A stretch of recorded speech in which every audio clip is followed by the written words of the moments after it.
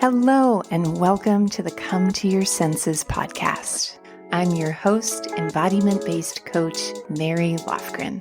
Here, we explore how to live bravely and beautifully through a lifestyle of embodiment. You'll hear gems to empower you around mindset, mindfulness, somatic psychology, and neuroscience, as well as beauty, food, style, and the art of slow living to meet your soul through the senses. I am so happy that you're here. Let's begin.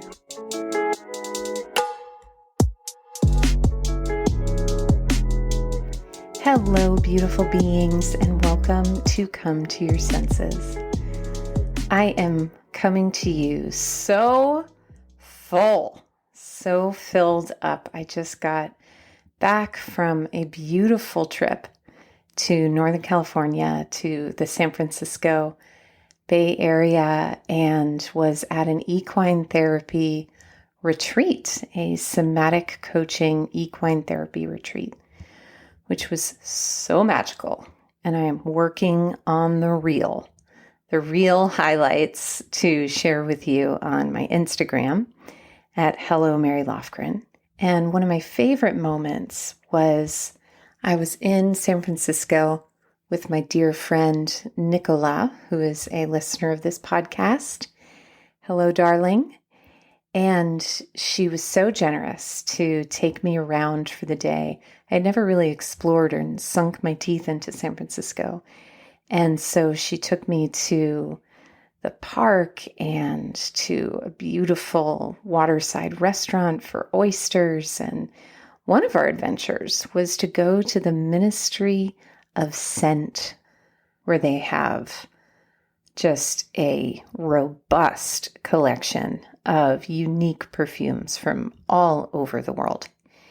And so Nicola and I went and we talked to one of the shopkeepers and just explored all these different ranges of fragrance. And it was so delicious and delightful, and really a portal to a world, like a whole world of romance and artistry and sensuality.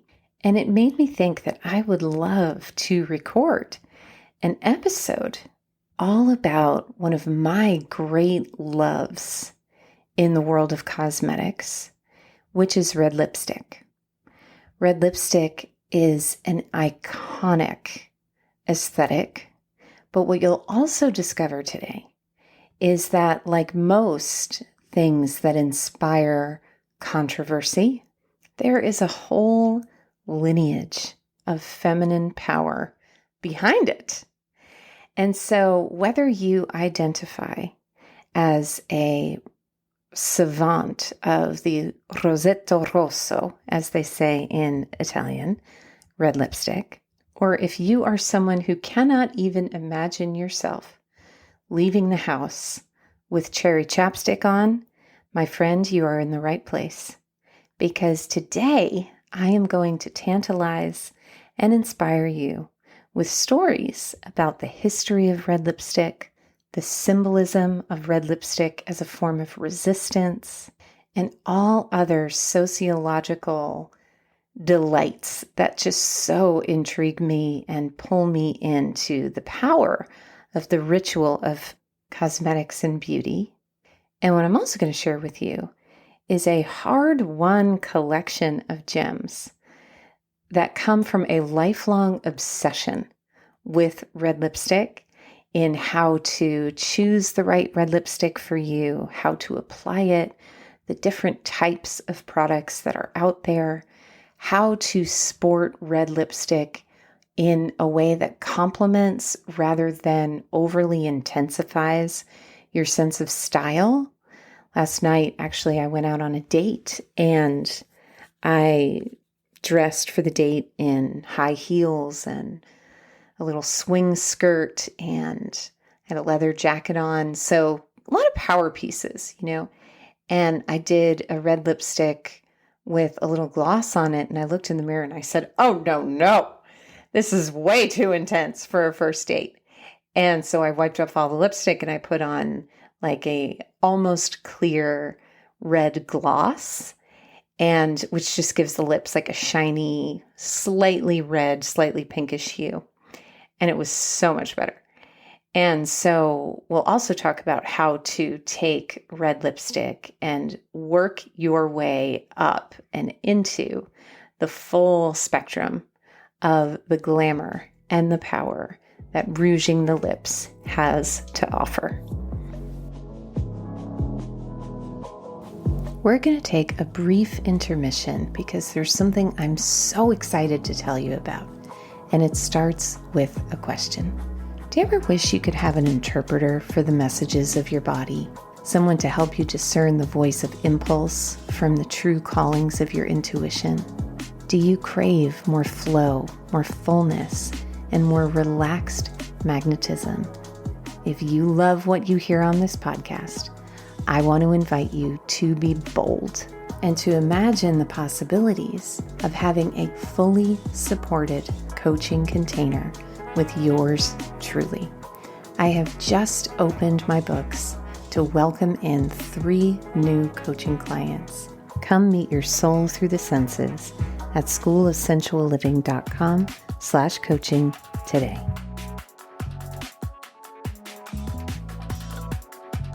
And so let's dive in to our gems.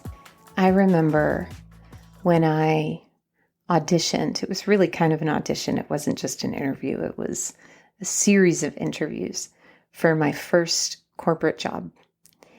And it was for a skincare company, and it was my dream to work for this company. I had attended classes at their training institute for years and was just mad with passion about the products and the education, and I was applying to become one of their educators. And so I went through 2 interviews, and on the 3rd interview, I was doing a presentation to demonstrate my teaching skills to the director of education for the whole company. And I remember that I wore a bright, flaming red suit to the interview. I wanted the world to know how deeply I burned with passion to get this job. And I got the job. And to this day, the person who interviewed me still says that she remembers my red suit and she remembers the impact it had on her. So red, as we know, is a color with highly passionate, highly powerful implications. And so where we're going to begin today is with just a little bit about the history of red lipstick, adorning the lips with rouge. You know, an aspect of feng shui and Chinese medicine that I love is that placing something red near the entrance to your home can be a way of attracting abundance and success into your home. And I love that. I love the significance of adorning with red as a power of attraction. And I love the way that that ties into the ritual of red lipstick. Red, we know, is a color that signifies passion across the spectrum of meaning that is assigned to red. Red lipstick is a way of drawing attention to the lips, saying, "Look here." It is a way of dropping red roses at the altar of your mouth, adorning the words that are expressed through your lips. In England, during the Middle Ages, a woman who wore makeup was seen as the incarnation of Satan, because according to religious teaching at the time, to alter one's face would be to challenge God's work. I'm actually wearing a shirt today that says, "Maybe today, Satan." I saw it on Instagram and I hit purchase. If you're familiar with the expression, "Not today, Satan," which is a Christian expression of "devil can't get me," today, I highly recommend checking out the film Hail Satan, which is it's a film all about Satanists and the way that, Satanists are often assigned these identities of being worshipers of evil and, all these types of things. But it really highlights the way that Satanists are most invested in the separation of church and state and freedom of religion. And that Satan is really anything that the white male patriarchal God is not, such as following your intuition, embracing your darkness, homosexuality, all these things that we could go down the list that are considered evil in the Judeo-Christian tradition are also associated with Satan. So maybe Satan's not so bad. Maybe today, Satan. I digress. Elizabethans believed that lipstick had life-giving powers, and Queen Elizabeth herself applied red lipstick on her deathbed. What a dame. So powerful was the mystique surrounding red lipstick that in the 1500s, a law was passed declaring that the use of makeup to deceive an Englishman into marriage was punishable as witchcraft, and that the marriage would be annulled. These facts actually came from a BuzzFeed article, which I'll pop in the show notes, that also has some references to Harvard and their research on red lipstick, which was really a fascinating article to read. And so I begin there because, as we know, context is everything. And here on the podcast, I give you some beautiful gems of wisdom and practices to add to your collection. But even more interesting to me than the content offered here is the context. And so that brings me to our first gem, which is that the first thing required in order to rock red lips is courage. As I was sharing all of those facts with you that I had done a bit of research on before the episode, I was really moved and struck by the cultural, historic significance of rouging the lips, and how when we rouge the lips, we are really invoking a whole lineage of feminine, sensual visibility and power. And so to quote, or paraphrase, shall I say, Marianne Williamson, who has that quote about, who am I to shine my light? Well, who are you not to?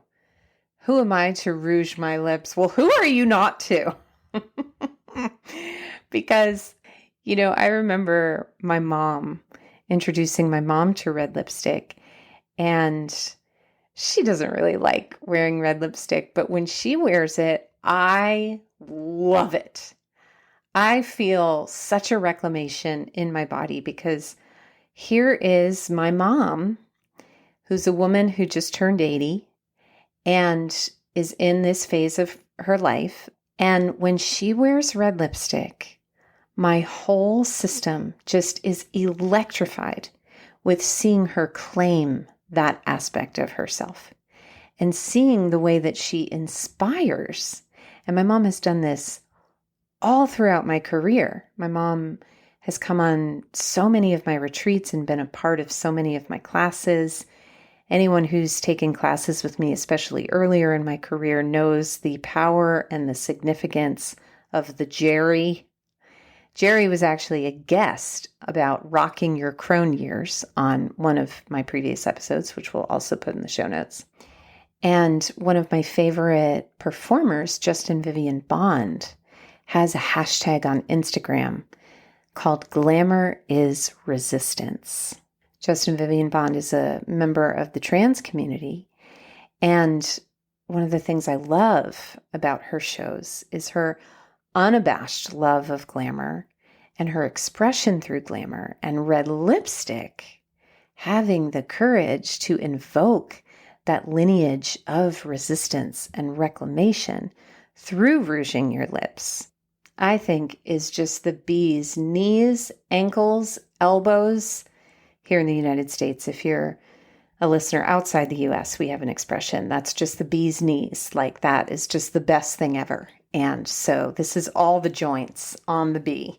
In my opinion, when I see someone really rocking their autonomy and their beauty and their unapologetic resplendence, and I invite you to become a member of the Lip Rouging Underground Society. This is another really fun fact, is that when there was so much controversy around red lipstick, there would be underground lip rouging societies where women would gather together and exchange recipes for how to make their own secret little lipstick. So fascinating. Our next gem brings us into some of the more practical aspects of this episode, which is, where does one begin? This is such a vast world. And if you don't have a lot of experience with wearing red lipstick, it can feel quite overwhelming. And so, students, take your seats. Welcome to Come to Your Senses Beauty School. And we are about to start our lesson. So, quill in hand, here we go. When it comes to lip products, there are a lot of different categories, but there are three main categories of product. So you have your lipstick, your lip liner, and your lip gloss. A lipstick comes in a variety of different finishes and textures, all the way from a more dry, concentrated, heavily pigmented, matte type of lipstick, down to a creamy, lustrous, slippery kind of lipstick. And those are your lipsticks that typically come in a tube. You might also find long wear lipsticks, which come in kind of a gel that you put a gloss on top of, but that's neither here nor there for this moment. Those are kind of your lipsticks. Your lip liners come in the form of a twist up product, almost like a pen that you can twist up, a pencil that you can sharpen, and lip liners are really meant to define the outer edges of the lips, help keep your lipstick in place. Now, these are the kind of rules around lip products, and I'm going to teach you the rules first, and then we'll talk about breaking and bending the rules in a moment, because I love to use lip liner, but I don't use it in that capacity. And glosses are a whole range of products, again, that you can get from more heavily pigmented glosses, which will really color your lips, to much more lightly pigmented glosses that will just kind of give them like a slight shine and sheen. And then, of course, you have lip balms, which don't have really any color. And, I get a lot of questions from followers and clients around the color of lipstick that I wear. And my secret is that I am never wearing one lip product. Well, rarely am I wearing one lip product. What I love about lip colors is that you can really create such a unique blending of tones and colors and hues by using all of these different mediums together. So I would say that if you are a total beginner when it comes to lip color, I will put my favorite gloss in the show notes. It's by a company called Tower 28, and there's this one particular shade that is my absolute favorite new gloss. Really, I wear it all the time. And what I love about it is that there's this beautiful, just tiniest, most subtle tint of red. And it just makes the lips look so hydrated and so juicy. And it is a clean beauty product, which I find that with lipstick, especially because it is something you're literally eating, it's an area of my beauty ritual that I pay special attention to in terms of what I'm consuming in that product. And so that's a great place to start, is with glosses. And where I love to play is actually with combining liners and glosses. So I might buy like a coral or a tawny kind of red liner, and then line the lips and fill in the liner a bit. Take my ring finger and just blend that liner so that my lips are really, defined and coated by lip liner. And then I'll either take a little bit of lipstick or a little bit of lip gloss, and I'll dot it in the center of the lip. You dot in the center because, especially with things like glosses and lipsticks, since they have more viscosity, they'll tend to collect in the corners of the mouth. And so when you dot it in the center and then blend outward, especially if there is lip liner on the bottom, like as a base coat, you can really control the intensity of the color. So if I have, say, a coral lip liner and I take like a tulip pink lipstick and I blend those two together, oh, ridiculous. Just so gorgeous. It's like a gorgeous Caribbean sunrise. Yes, sunrise or sunset, depending on how you look at it. You could do just lining the lips, blending that liner, and then adding just a tiny bit of gloss on top to hydrate it. And again, that's going to give you a lot more control over the intensity of the color and the placement of the color. You can also just go straight up lipstick, slap it on. And I don't really do that, I will tell you. I don't do a full coating typically of red lipstick. I did last night when I was getting ready for that date. And again, it just came up way too intense. If I'm doing like a photo shoot or a class on Zoom or something where I really want to take it up a notch, then I'll do a full application of a bright red lip. But mostly what I'm working with is these different types of products and just using my mouth as like a coloring book and an artist's canvas to create beautiful colors and color combinations. And the last gem that I'll say is, have you ever bought a piece of furniture and you put it in a room and you're like, oh, I don't know if I like it. It's so big, or is it too small? And you have to really adjust and acclimate to it and become a little more intimate with it to really get to know it in your space. Red lipstick is very similar. If you are not accustomed to the intensity of having a red lip, you might try this experiment. You might go to the drugstore and pick up a red lipstick and put it on with your pajamas in the middle of the afternoon on a Sunday and think, garish, no thank you. I really encourage you to approach red lipstick like it's a new friend, like you are getting to know one another. So whenever I introduce a new makeup product into my ritual, I don't really like it in the beginning. It really doesn't matter what it is.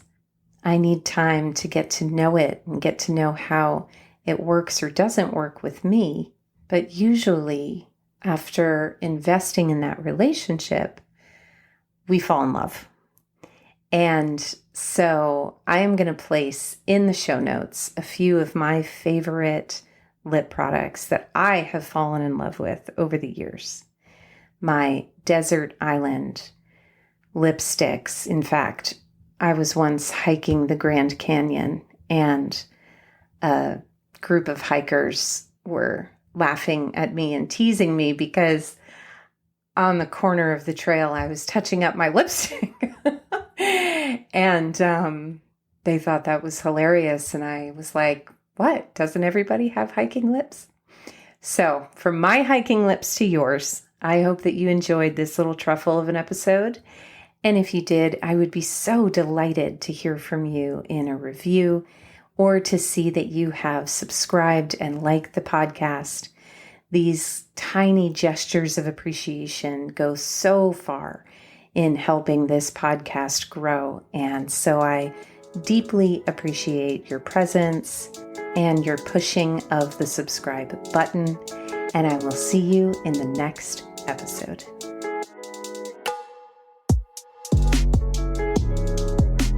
For coaching, classes, and community in creating a lifestyle of embodiment, head to schoolofsensualliving.com.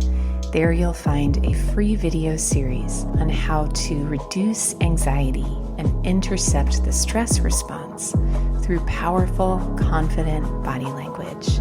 Head to schoolofsensualliving.com/confidence to watch your first video today.